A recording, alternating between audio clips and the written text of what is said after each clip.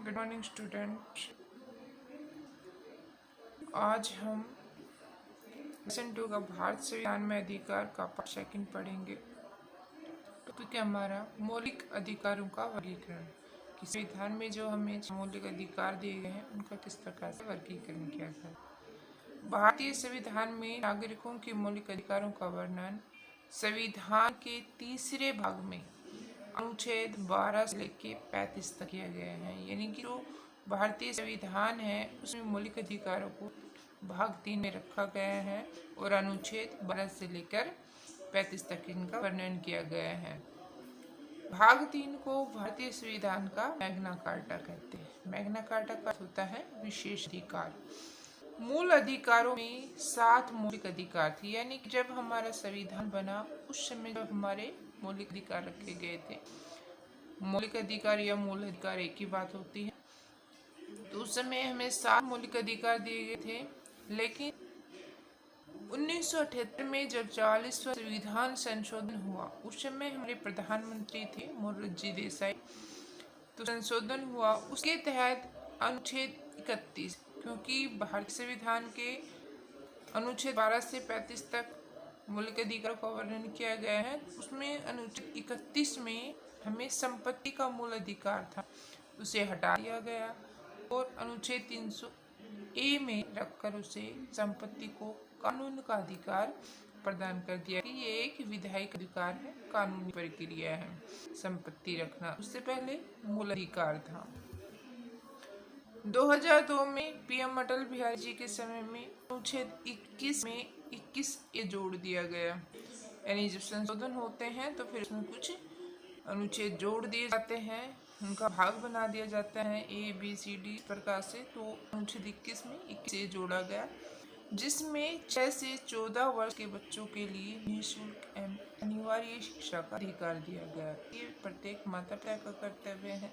ये हमारे कर्तव्य में भी रखा गया है, नीति निर्देशित तत्वों में भी रखा गया है कि 6 से 14 वर्ष के जो बच्चे होते हैं उनके लिए बेसिक शिक्षा अनिवार्य है।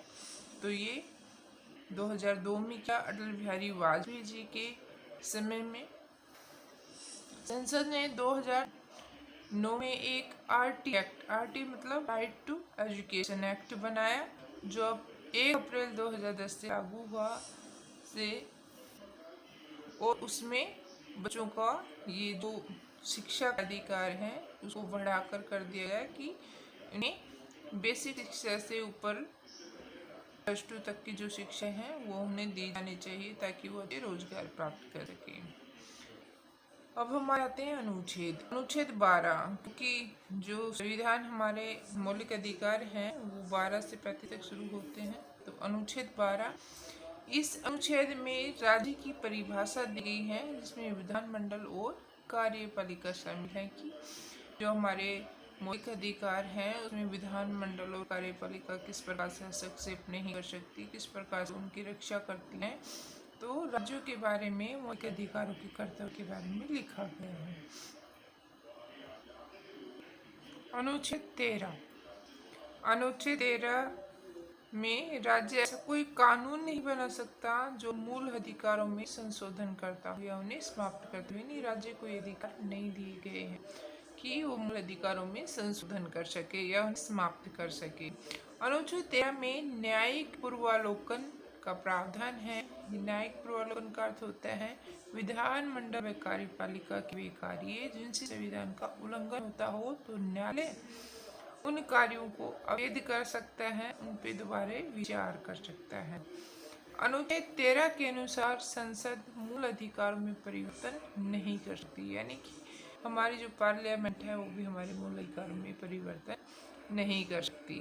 तो मूल अधिकार होते क्या हैं, राज्यों और संसद का उनके प्रति क्या कर्तव्य है, वे हमारे अनुच्छेद 12 और 13 में इनका वर्णन किया गया है। वर्तमान में हमें 6 मूल अधिकार प्राप्त हैं, क्योंकि जब हमारा संविधान लागू हुआ था उस समय 7 मौलिक अधिकार थे, जो 44वें संविधान संशोधन द्वारा जो हमारा 7वां जो हमारा मूल अधिकार था संपत्ति का अधिकार उसे हटा दिया गया।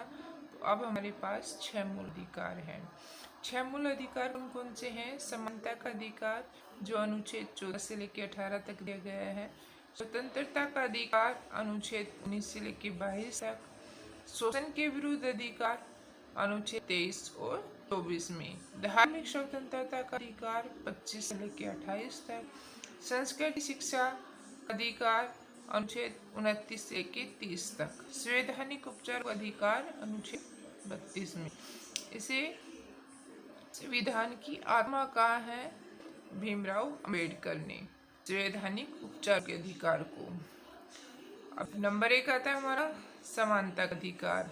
अनुच्छेद 14 में विधि के समक्ष समानता और विधि का समान संरक्षण, यानी अनुच्छेद 14 में कहा गया कि विधि के समक्ष, विधि मतलब कानून, कानून के समक्ष सभी समान हैं और किसी भी व्यक्ति को कोई विशेष अधिकार प्राप्त नहीं है और कानून के सामने सब बराबर हैं, यानी सबको समानता का अधिकार दिया गया हो, चाहे वो राजा का बेटा हो चाहे वो गरीब। कानून के सामने सभी समान हैं, कानून का संरक्षण सभी करेंगे, सभी कानून सबके ऊपर समान रूप से लागू होगा। अनुच्छेद 15 में लिंग, जाति, धर्म और वंश के आधार पर किसी प्रकार का कोई भेदभाव नहीं किया जाएगा। लेकिन SC, ST और OBC महिला और बच्चों के लिए कुछ विशेष प्रावधान दिए गए हैं, जैसे SC, ST को आरक्षण दिया गया है शिक्षा और नौकरी में। इसी प्रकार से सामाजिक शैक्षणिक रूप से पिछड़े SC, ST और लिंग के आधार पर उन्हें आरक्षण दिया गया है कि महिलाओं को लिंग के आधार पर आरक्षण दिया गया है, उन पर यह लागू नहीं होता, यह अपवाद है। अनुच्छेद 16 में लोक नियोजन के विषय में सरकारी सेवाओं में नागरिकों को अवसर की समानता, लेकिन राज्य कुछ सरकारी सेवाओं में निवास बाध्य किया गया है कि कुछ जो हमारी यूनियन टेरिटरी है, जो हमारे लाइनर स्टेट हैं, उनमें ये लागू नहीं होता, समान रूप से यानी वहाँ निवास नहीं कर सकता। अनुच्छेद 17 हमारा अस्पृश्यता छुआछूत का निषेध करता है, यानी छुआछूत के आधार पर हम किसी से भेदभाव नहीं कर सकते। ये अनुसूचित जाति भेदभाव को समाप्त करके सामाजिक समानता की स्थापना करता है। अनुच्छेद 17। अनुच्छेद 18 में उपाधियों का, यानी कि जो बड़ी बड़ी उपाधियां दी जाती थी राजा महाराजाओं को या फिर शिक्षा के क्षेत्र में सेना संबंधी उपाधियां, इनको प्रयोग व्यक्ति अपने नाम के आगे नहीं कर सकता, यानी उपाधियों का अंत किया गया है। विदेशों से जो उपाधियां राष्ट्रपति की पूर्व अनुमति से ली जा सकती हैं, ऐसे किसी प्रकार को कोई विशेष हम किसी प्रकार की कोई उपाधि नहीं ले सकते। इन्हें कोई उपाधि दी जाती हैं तो उनके नाम के आगे उनका प्रयोग नहीं किया जाता। पहले किया जाता था राजा महाराजाओं के नाम के आगे, तो उनका यहाँ पर निषेध किया गया है। उसके लिए इतना ही, और नेक्स्ट वीडियो में हम आगे के जो हमारे अधिकार दिए हैं उनका वर्णन करेंगे।